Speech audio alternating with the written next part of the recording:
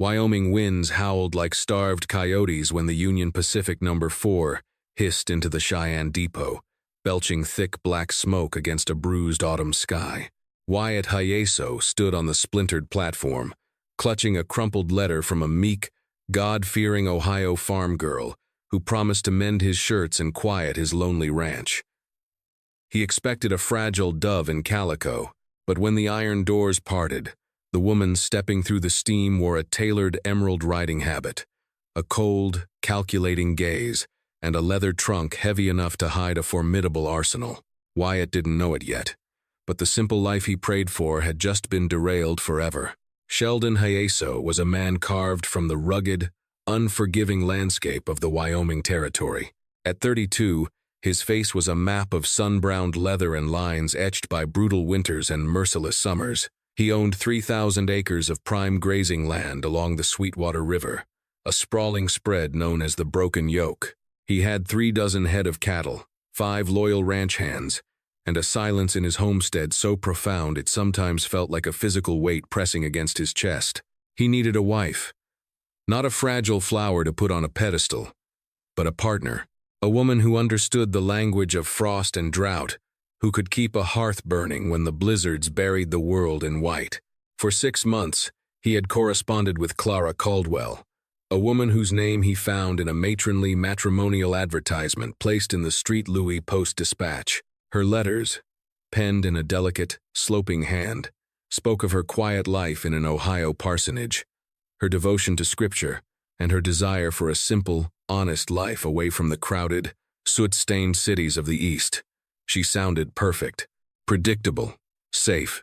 The Cheyenne Depot was a chaotic swirl of prospectors, cattlemen, and drifters on the afternoon of October 14th. Sheldon stood near the telegraph office, his thumbs hooked into his gun belt, the heavy Colt .45 resting comfortably against his thigh. Emmett Tillerson, his oldest friend and ranch foreman, leaned against a support beam beside him, whittling a piece of pine. "You're sweating through your Sunday best, Sheldon," Emmett drawled, not looking up from his knife. A man facing the gallows looks calmer than a man waiting for a mail-order bride. "I'm not sweating, Emmett. It's the coal dust," Sheldon lied, adjusting the stiff collar of his white cotton shirt. In truth, his heart was hammering a relentless rhythm against his ribs. He pulled Clara's photograph from his breast pocket for the 100th time. It was a sepia-toned tintype of a woman with soft, downcast eyes, her hair pulled into a severe bun, her hands folded primly in her lap. She looked fragile. He wondered if the Wyoming wind would snap her in two. The long, mournful wail of the train whistle shattered his thoughts. The locomotive roared into the station, a massive beast of iron and steam, its brakes screeching in protest as it ground to a halt. The platform erupted into motion. Porters shouted. Passengers disembarked in a flurry of wool coats and carpet bags, and the heavy smell of hot metal and grease filled the air. Sheldon stepped forward, his eyes scanning the crowd for the plain brown dress and the timid face from the photograph. Minutes ticked by. The platform began to clear. A heavy knot of dread formed in his stomach. Had she lost her nerve? Had she realized that marrying a stranger in a wild territory was a fool's errand? Then, the final passenger descended the iron steps of the first-class sleeper car. She did not wear brown. She wore a striking, deep emerald green traveling suit trimmed in black velvet, tailored flawlessly to a slender but strong figure. A wide-brimmed hat sat pinned to thick waves of auburn hair, casting a shadow over her face. She didn't look lost or timid. She stood on the platform with the grounded, unshakable posture of a woman who owned the ground beneath her boots. Sheldon frowned, looking past her, searching for Clara. The woman spotted him. She signaled to a porter, pointing a gloved finger at a massive, brass-bound steamer trunk, then turned and walked directly toward Sheldon. As she stepped out of the shadow of the train's awning, the afternoon sun caught her face. It was the face from the photograph, the same high cheekbones, the same arch of the brow, but the essence was entirely wrong. The eyes, which had seemed so soft and downcast in the tintype, were a striking, piercing hazel. They held a hardened, world-weary edge that no parsonage could produce. And beneath the left line of her jaw, barely visible above the velvet collar, was a thin, jagged silver scar. Sheldon Hayeso, I presume? Her voice was a rich, smoky alto. It didn't tremble. It commanded. Sheldon blinked, momentarily struck dumb. He looked at the tintype in his hand, then back up at her. Clara? The very same, she said, extending a gloved hand. Her grip was startlingly firm. There was a rough texture beneath the fine kid leather of her glove, the undeniable friction of calluses. Emmett stepped up behind Sheldon, letting out a low, impressed whistle. Well, I'll be. Sheldon, you didn't mention your little Ohio lamb was a silver-plated queen. The woman's gaze snapped to Emmett, assessing him in a fraction of a second before dismissing him just as quickly. It's been a grueling journey, Mr. Hayeso. The Union Pacific is a marvel of engineering, but a torment on the spine. I would very much like to get to our lodgings. Sheldon finally found his voice. Of course, the wagon is just out back. I didn't expect you to look so formal. A fleeting, unreadable expression crossed her face. A woman must armor herself for the frontier. Sheldon, shall we? As he hoisted her massive trunk into the back of the buckboard wagon, Sheldon felt a chill that had nothing to do with the autumn wind. The trunk was impossibly heavy. Its weight shifted unevenly, clanking with a dull, metallic density that did not sound like dresses or hymn books. He glanced over his shoulder at the woman sitting rigidly on the wooden bench, her eyes scanning the Cheyenne streets with the hyper-vigilance of a hunted animal. This was Clara Caldwell, but Sheldon Hayeso, a man who survived the frontier by trusting his gut, knew one thing with absolute certainty. He had just invited a liar into his home. The ride to the Broken Yoke Ranch took 3 hours. It was a journey characterized by the rhythmic creak of wagon wheels and an oppressive, suffocating silence. Sheldon tried to engage her in conversation, referencing the letters. You mentioned your father's parish in Toledo was struck by a severe storm last spring, Sheldon ventured, keeping his eyes on the team of roans. She didn't miss a beat. Yes. The roof of the sanctuary gave way. It was a trial of faith for the entire congregation. The Lord works in mysterious ways, testing our resolve. The words were right, perfectly matching the pious tone of her correspondence, but the delivery was hollow. It sounded rehearsed, like an actress reading lines from a script. She didn't look at him when she spoke. Her hazel eyes were locked on the vast, rolling plains of sagebrush and the distant, snow-capped peaks of the Laramie Mountains. When they arrived at the ranch, the sun was dipping below the horizon, painting the sky in violent streaks of purple and crimson. The homestead was a sturdy, 2-story timber house, practical and unadorned. It's not a palace, Sheldon said, helping her down from the wagon. He noticed again the raw strength in her arms as she balanced herself. It is defensible, she murmured. Sheldon froze. Defensible? She quickly cleared her throat, adjusting her hat. I mean, it looks sturdy. Against the elements. They were married the next morning in the parlor by Reverend Thomas Miller, a circuit-riding preacher who happened to be passing through on his way to Casper. Clara wore a simple gray dress, her demeanor finely matching the meekness Sheldon had expected. She kept her head bowed, her voice a fragile whisper as she recited her vows. But when Sheldon slipped the plain gold band onto her finger, he felt her hand flinch, not with bridal jitters, but with the sudden, rigid tension of a drawn bowstring. That evening, the ranch grew quiet. The hands retired to the bunkhouse, leaving Sheldon and his new wife alone in the echoing timber house. He had offered her the master bedroom, stating he would sleep on the sofa in the study until she felt comfortable. He expected gratitude. Instead, he saw a flash of profound relief in her eyes. Deep in the night, a fierce thunderstorm rolled over the plains. Thunder cracked like artillery fire, shaking the floorboards. Sheldon, a light sleeper, lay awake on the small sofa.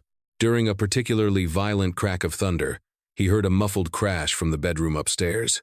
He shot up, grabbing his revolver from the table, and took the stairs 2 at a time. "Clara?" he called out, pushing the heavy oak door open. The room was illuminated by a jagged flash of lightning. Clara was not in the bed. She was crouched in the corner of the room, her back pressed against the wall, breathing heavily. The heavy, brass-bound trunk was thrown wide open. Its contents spilled across the braided rug. Sheldon lowered his gun, his breath catching in his throat. Spilled across the floor were no petticoats or Bibles. There were several thick canvas bags, one of which had burst open, scattering neatly banded stacks of greenbacks across the floor. Real United States currency. Thousands of dollars. Beside the money lay a beautifully maintained Winchester .73 rifle, a customized gunsmith's toolkit, and, clutched in Clara's trembling, white-knuckled hand, a deadly, double-barreled Remington Derringer aimed squarely at Sheldon's chest. "Put the gun down, Clara," Sheldon said, his voice deadly calm, though his heart was racing.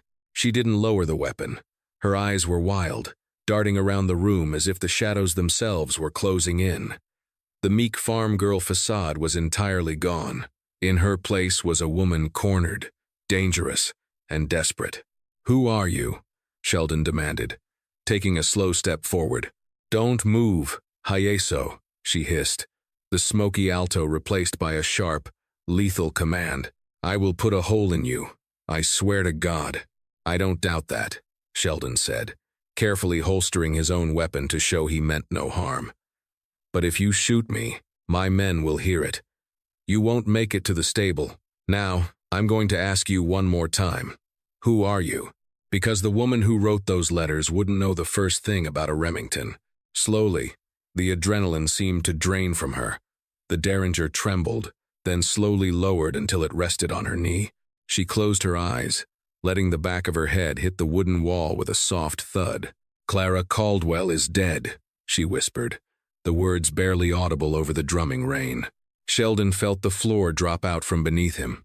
"What?" She opened her eyes, looking at the stacks of stolen money, then up at Sheldon. The vulnerability in her gaze was finally, terrifyingly real. "Clara was my younger sister. She wrote those letters. She loved you, Sheldon. Or, she loved the man you sounded like on paper. She made that dress I wore yesterday. If Clara is dead." Sheldon stepped closer, the pieces assembling into a dark, ugly picture in his mind. "Then, who are you?" "My name is Jacelyn. They call me Jacy." She gestured to the money on the floor with the barrel of the Derringer. "And I have brought the devil to your doorstep." The confession poured out of Jacy in the flickering light of a single kerosene lamp, long after the storm had passed. Sheldon sat in the armchair opposite the bed, listening in stunned silence as the illusion of his simple frontier marriage violently unraveled. Jacy and Clara Caldwell had been orphaned early, left to navigate the grim, industrial underbelly of Chicago, while Clara found refuge in the church, clinging to a quiet, pious existence. Jacy had survived by her wits. She became a fixer and an accountant for one of the city's most ruthless men, Harlan Davies. Davies was a railroad baron in public, but a brutal, shadow market kingpin in private, dealing in extortion, land grabbing, and blood. "I kept his ledgers," Jacy explained, her voice raw, devoid of the practiced elegance she had used at the train station. "I knew where every stolen dollar went. I thought I was smart.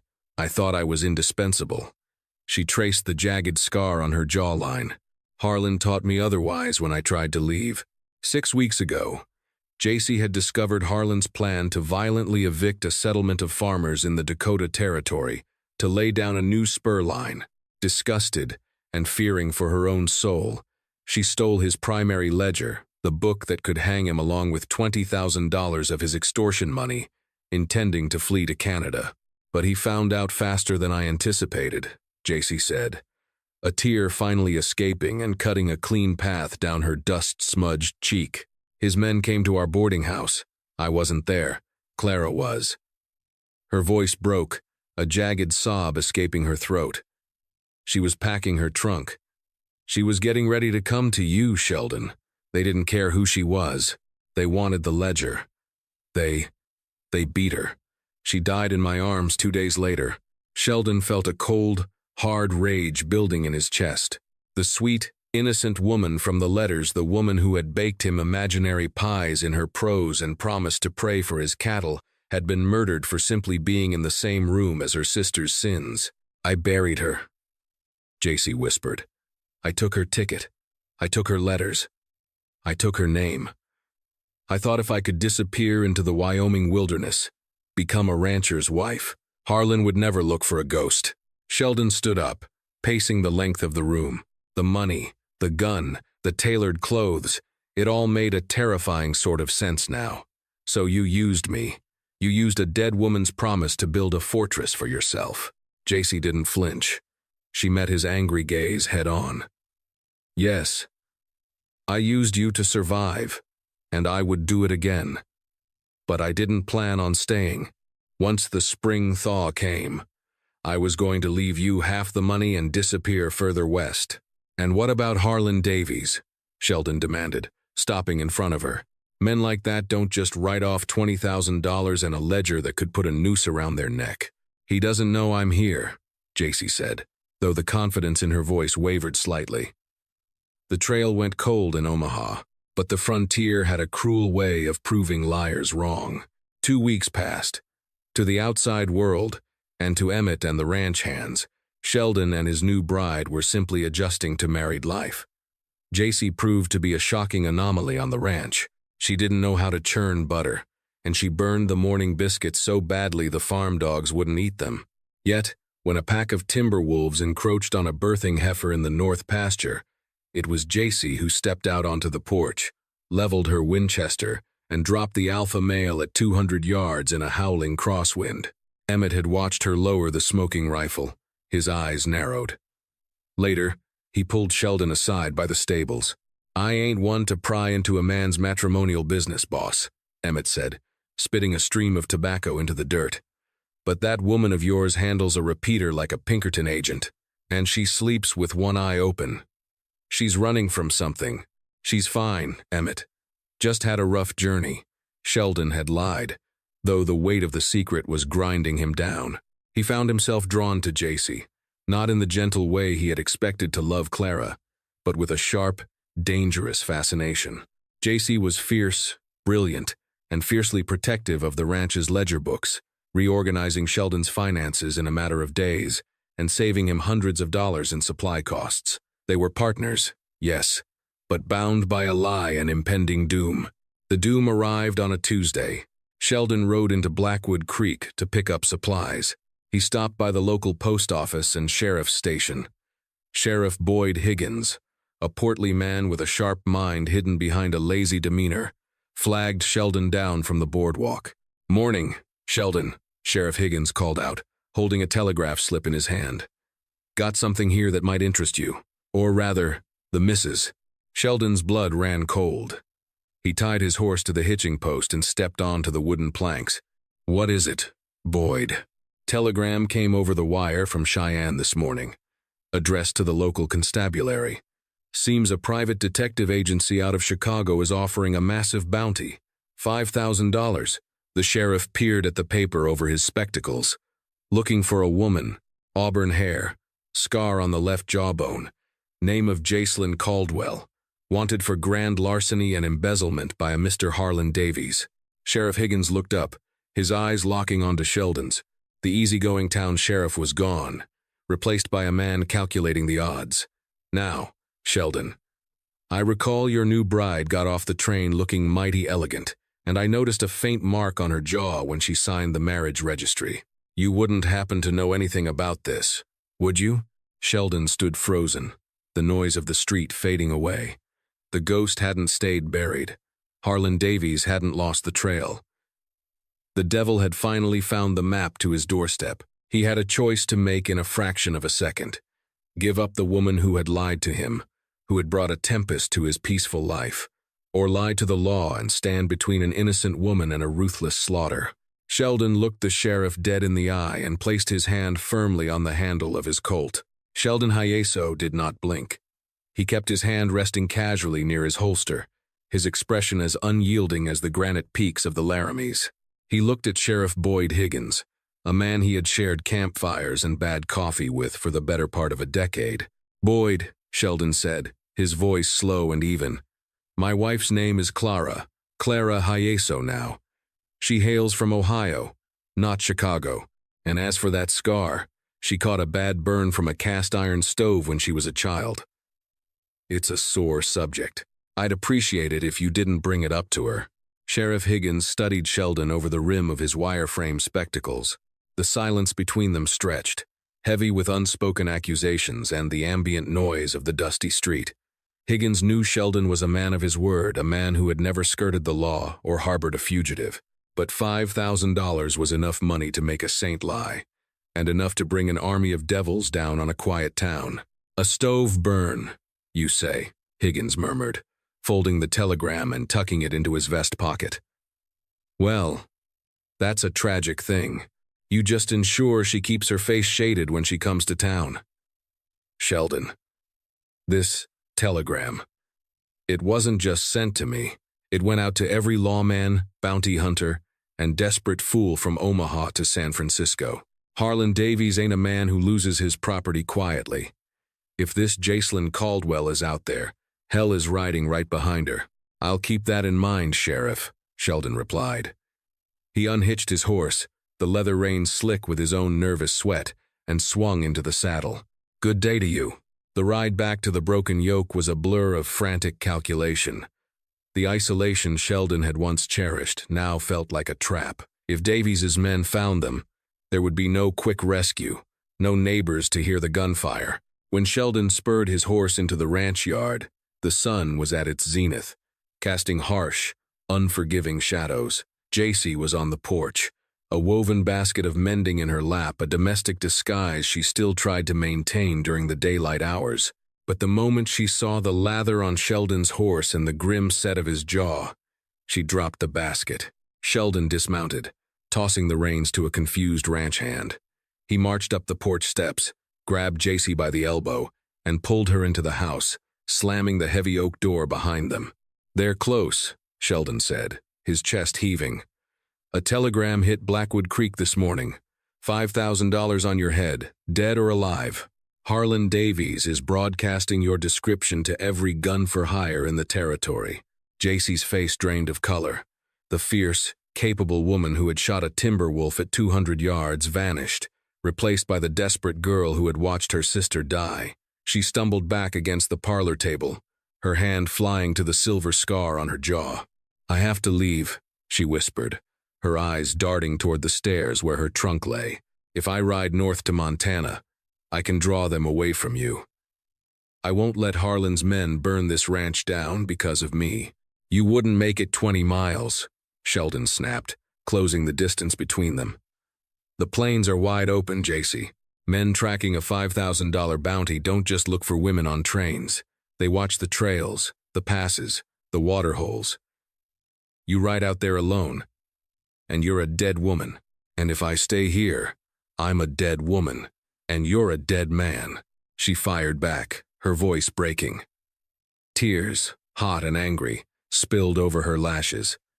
"You don't know the men Harlan employs, Sheldon? You don't know Deacon Cobb. He's a former Pinkerton agent who went rogue because the agency wasn't bloody enough for him.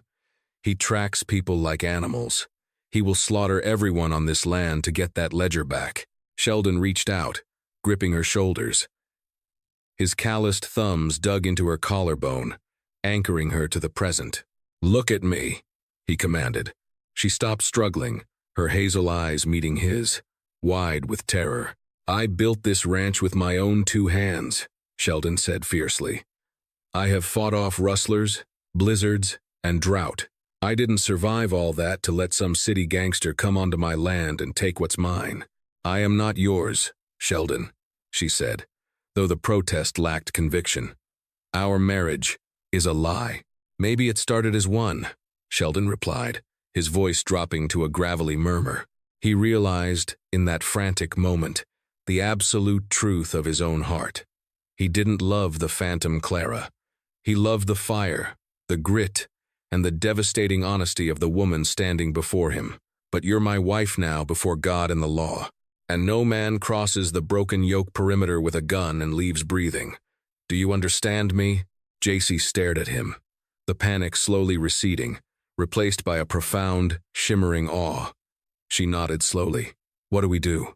"We dig in," Sheldon said. That evening, Sheldon called Emmett Tillerson into the study. Sheldon didn't sugarcoat it. He laid out the truth. The forged letters, the stolen money, the murder of Clara Caldwell, and the impending arrival of Deacon Cobb and Harlan's men. Emmett stood silently by the fireplace, methodically packing his pipe. The old cowboy's face was unreadable in the dim light. When Sheldon finished, Emmett struck a match, lit his pipe, and let out a long plume of blue smoke. "So," Emmett drawled, his voice dry as kindling, "the quiet Ohio farm girl is actually a Chicago syndicate accountant running from an army of killers with a bag full of blood money. That's the shape of it," Sheldon admitted, bracing himself for his oldest friend's condemnation. "I won't ask you or the boys to bleed for this, Emmett. I'll pay you a month's wages in advance. You can ride out tonight, head south to Colorado until this blows over." Emmett took another puff of his pipe, then pulled his Colt revolver from its holster. He checked the cylinder, snapping it back into place with a sharp metallic click. "Boss, I've been eating Jimmy's terrible cooking in the bunkhouse for 5 years. A shootout with a bunch of city slicker assassins sounds like a damn vacation. I'll go tell the boys to board up the lower windows and keep the horses saddled in the barn." Emmett paused at the door, a wry smile cracking his weathered face. "Besides, I like her. She's got more sand than any woman I ever met." The attack did not come with the dramatic howling of a cavalry charge. It came 3 nights later, creeping in on the silent, suffocating wings of a moonless Thursday night. Inside the main house, the air was thick with tension and the smell of gun oil. The oil lamps were extinguished. Sheldon, JC, and Emmett had barricaded the heavy timber doors and stationed themselves at strategic vantage points on the second floor. The 3 remaining ranch hands, Jimmy, a young kid from Texas, Dutch, a grizzled veteran of the gold rush, and a quiet Native American tracker named Cole were fortified in the sturdy hayloft of the barn, creating a deadly crossfire zone over the main yard. At midnight, the farm dogs out back suddenly stopped barking. It wasn't a gradual quiet. It was an abrupt, unnatural silencing that made the hairs on the back of Sheldon's neck stand on end. "They're here," JC whispered from the darkness of the master bedroom. She was crouched by the window, the barrel of her Winchester resting on the sill, her breathing shallow and controlled. Sheldon moved to the adjacent window, leveling his repeating rifle. He strained his eyes against the pitch-black yard. For 10 agonizing minutes, there was nothing but the rustle of the wind through the dry sagebrush. Then, a flicker of light. It was a match, struck carelessly near the corral fence, illuminating the harsh, scarred face of a man in a bowler hat and a long duster coat for just a fraction of a second before it was extinguished. "I count 6 shadows moving toward the barn." Emmett's voice drifted from the hallway. "They're trying to neutralize the boys first." "Cover the house," Sheldon ordered. "JC, you take the left flank. Don't shoot until they step into the open dirt." Suddenly, the silence was shattered by the deafening roar of a shotgun blast from the barn's hayloft. Dutch had spotted them. The blast illuminated the yard in a strobe light of orange fire, revealing nearly a dozen heavily armed men fanning out across the property. All hell broke loose. Gunfire erupted from every direction. The sharp cracks of the ranch hands' rifles were answered by a hail of lead from Harlan's men. Bullets chewed into the timber siding of the main house, shattering the upstairs windows and sending shards of glass raining down on Sheldon and JC. JC didn't flinch. She exhaled slowly, tracked a man running for the cover of the water trough, and squeezed the trigger. The Winchester bucked against her shoulder, and the man dropped like a stone in the dirt. She worked the lever action smoothly, her hand steady, the muscle memory of her violent past taking over. "Got one," she called out, immediately shifting her aim. Sheldon fired into a cluster of men trying to breach the front porch, dropping 2 of them. "Keep them pinned down. If they get to the house, we're done." The firefight raged for what felt like hours, a chaotic symphony of screaming lead, splintering wood, and the terrified whinnying of the horses in the stables. Harlan's men were organized and ruthless. They realized quickly that the barn was the linchpin of the defense. "Boss," Emmett yelled from the other room. "They're throwing pitch." Sheldon looked toward the barn. A man had crawled close to the wooden structure and hurled a glass bottle filled with a volatile liquid against the dry timber walls.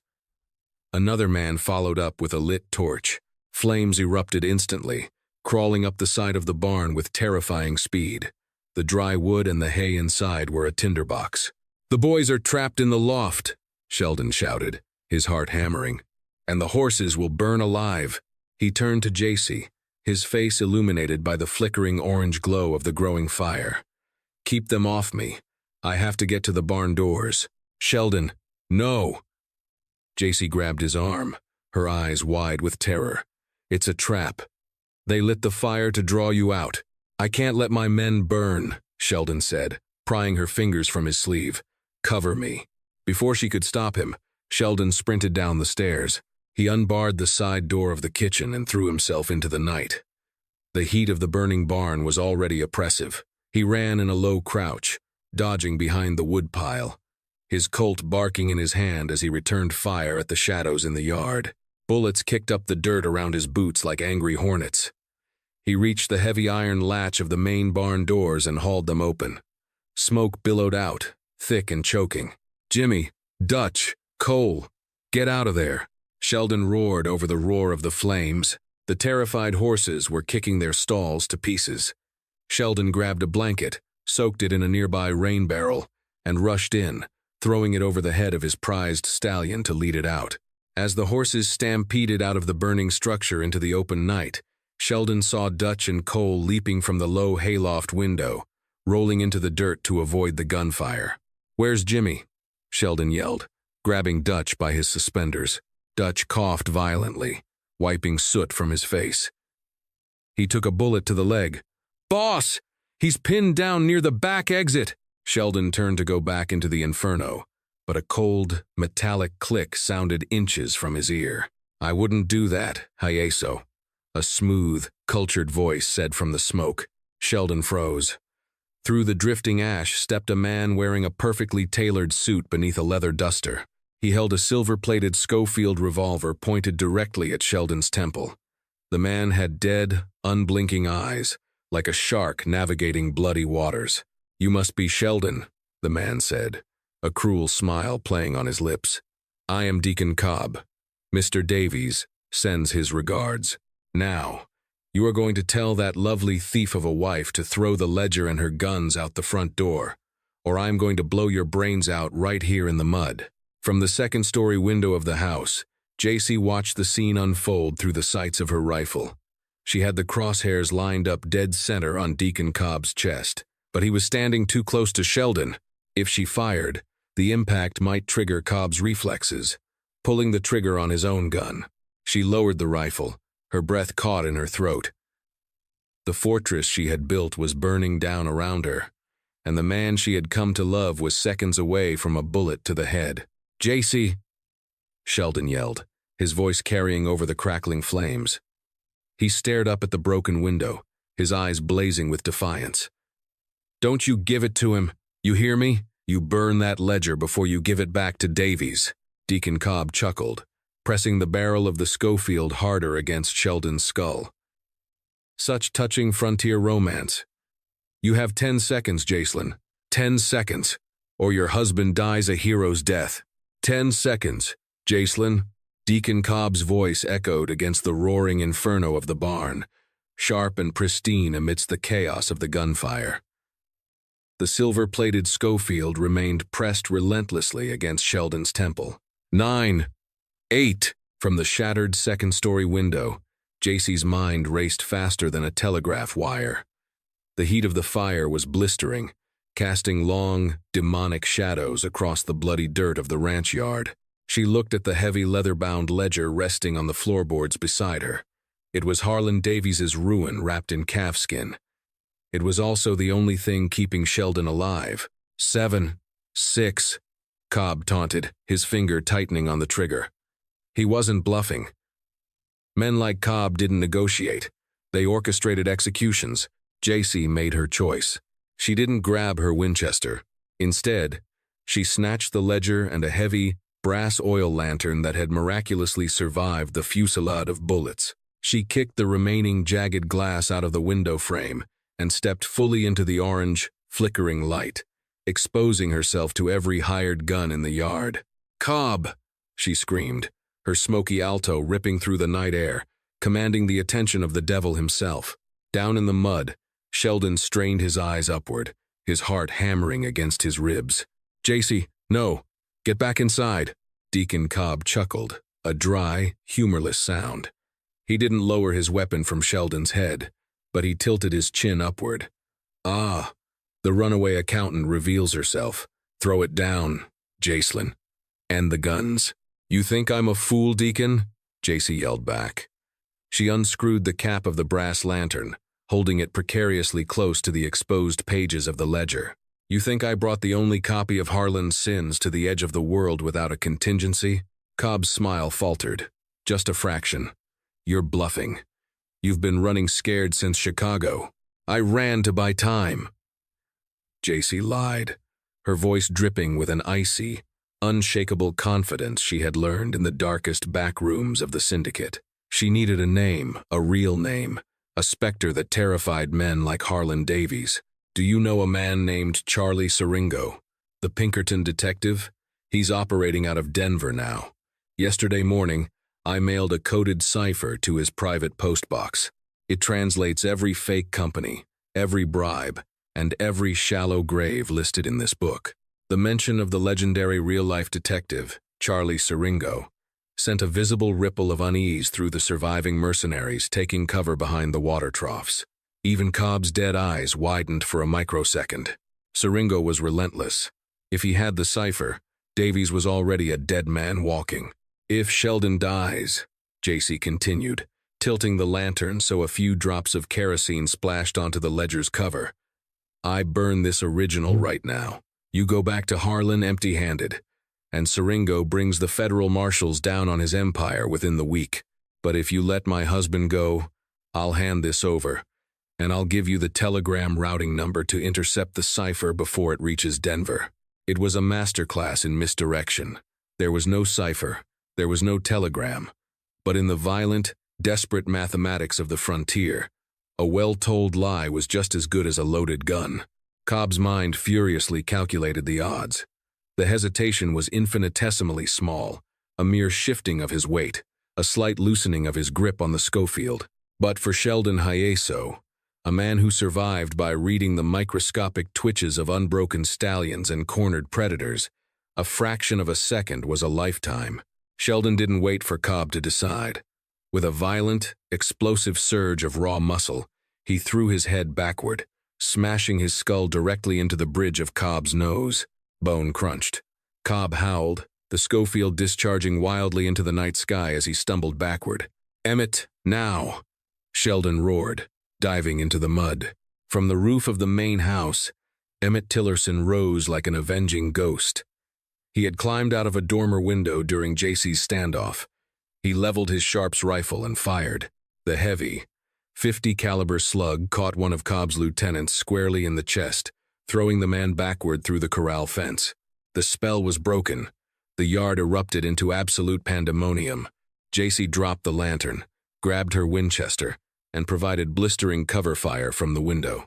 Down below, Dutch and Cole had managed to drag a bleeding Jimmy from the burning barn, using the stampeding horses as cover to reach the root cellar.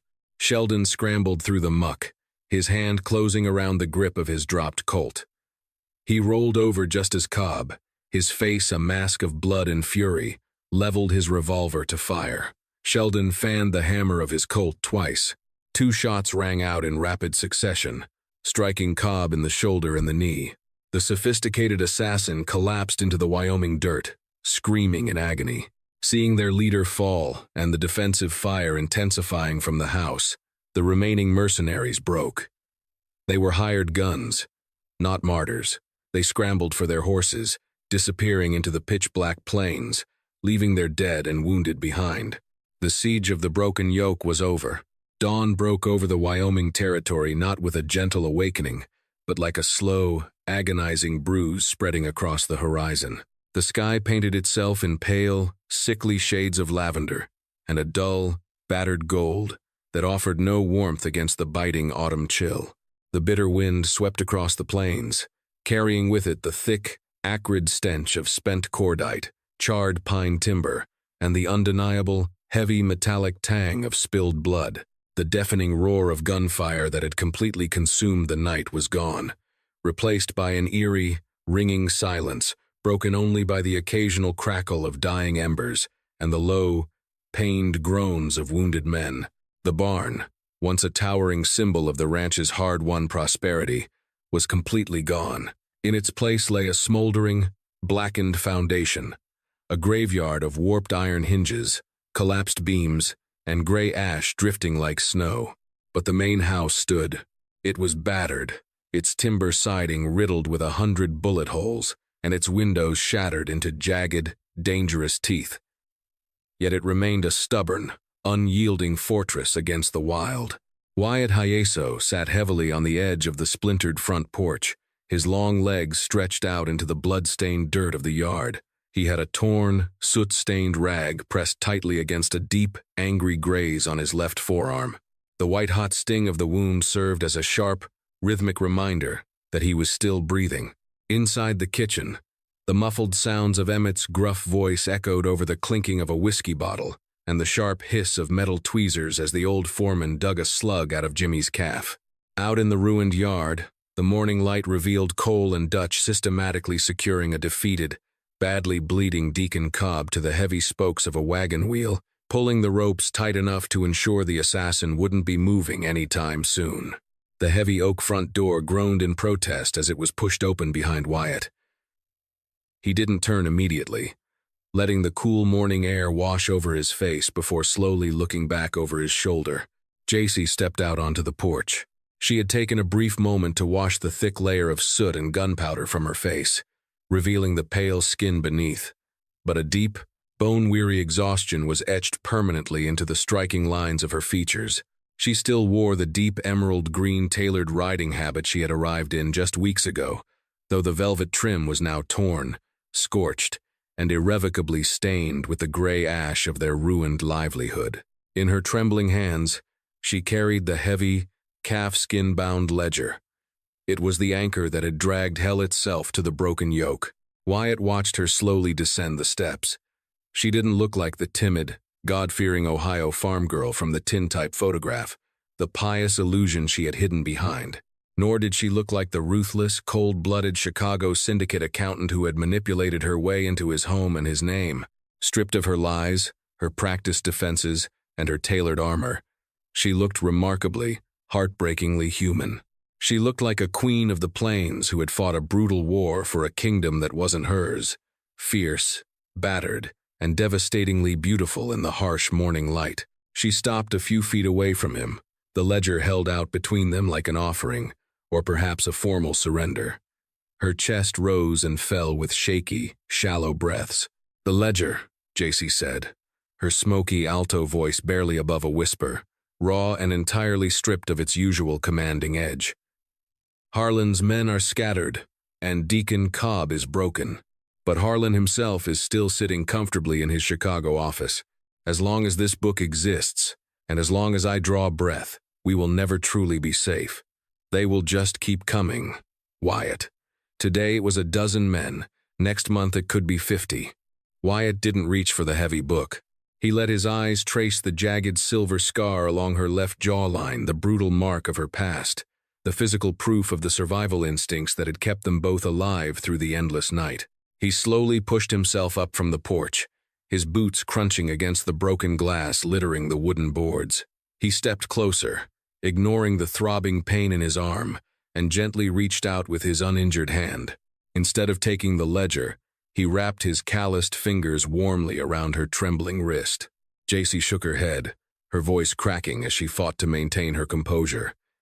"You don't understand how far Harlan's reach extends. Even if he ends up in a federal cell, he has men who will hunt me out of loyalty or pure greed. I brought this violence to your home. Look around you. The barn is ashes. Jimmy is bleeding on your kitchen table. I lied to you. I used your desire for a quiet life to build a shield for myself. And then you stepped out of a second-story window into a hail of gunfire to protect me," Wyatt countered, his voice rising just enough to cut through her spiraling self-recrimination. "You didn't have to do that. You could have run out the back while Cobb had a gun to my head. You could have taken a horse and disappeared into the dark. But you stayed." He reached up, gently brushing a stray lock of soot-stained auburn hair from her face. "I spent 6 months writing letters to a ghost, hoping she would come out here and make this silent house feel like a home. But a home isn't just timber walls and a shingled roof, JC. It's the people you stand beside when the wolves come circling. You fought for my men. You fought for my land. You are more of a partner to me than the woman who wrote those letters ever could have been." JC's breath hitched, a flicker of sheer disbelief cutting through her exhaustion. She tried to step back, but Wyatt's hold was a comforting tether she didn't actually want to break. "Sheriff Higgins is already on his way," Wyatt said, his voice dropping to a steady, raspy rumble that grounded the chaotic morning. "I sent Cole out on the fastest roan we had left before the sun even came up. When Boyd rides into this yard, we are going to hand this ledger directly over to him, right along with Deacon Cobb. We'll have Boyd put it on the first heavily guarded train to Denver and send it straight to a federal judge." "You're going to give it to the law?" JC asked, panic widening her eyes. "Wyatt, are you insane? The telegram, the bounty on my head, is for a woman named Jacelyn Caldwell," Wyatt interrupted smoothly. "A woman wanted by a corrupt, blood-soaked railroad baron who is about 3 days away from being federally indicted for mass extortion, racketeering, and murder. Once the federal marshals get their hands on the names and numbers in this book, Harlan Davies's bounties won't be worth the cheap paper they're printed on." He stepped closer until there was barely an inch of space between them, looking deeply into her hazel eyes. The fortress he had built around his solitary, predictable life was entirely gone, burned away by the very woman standing in front of him, and he found he didn't miss it at all. "And besides," Wyatt murmured, a soft, weary smile touching the corners of his mouth, "Jacelyn Caldwell doesn't live here. My wife, Abigail Hayeso, lives here, and she just fought like hell to save my life." A single tear slipped free, cutting a clean, bright path down JC's cheek, washing away the last traces of ash. The hard, cynical armor she had worn like a second skin since she fled the dark streets of Chicago finally, permanently fractured. She let out a broken, shuddering breath and dropped the heavy ledger into the dust at her boots. The book landed with a dull thud, its contents suddenly powerless. She sank forward, burying her face against Wyatt's chest. He immediately wrapped both arms around her, pulling her tight against him, burying his face in her tangled auburn hair. As the morning sun finally crested the towering peaks of the Laramie Mountains, bathing the broken, smoking ranch in a warm, golden light, they held on to each other. It wasn't the simple, quiet life he had ordered from a newspaper advertisement. It was messy, dangerous, and forged in the crucible of absolute fire. But as Wyatt held the woman who had brought a tempest to his doorstep, he knew he wouldn't trade a single second of it. The mail-order bride had been a lie, but the fierce, unyielding love that had grown from the ashes was the truest thing the western frontier had ever witnessed. The frontier was never tamed by the timid, and Sheldon and JC proved that the most unexpected arrivals often forge the strongest bonds. Their story reminds us that sometimes the destiny we plan is nothing compared to the wild, dangerous fate waiting for us at the station.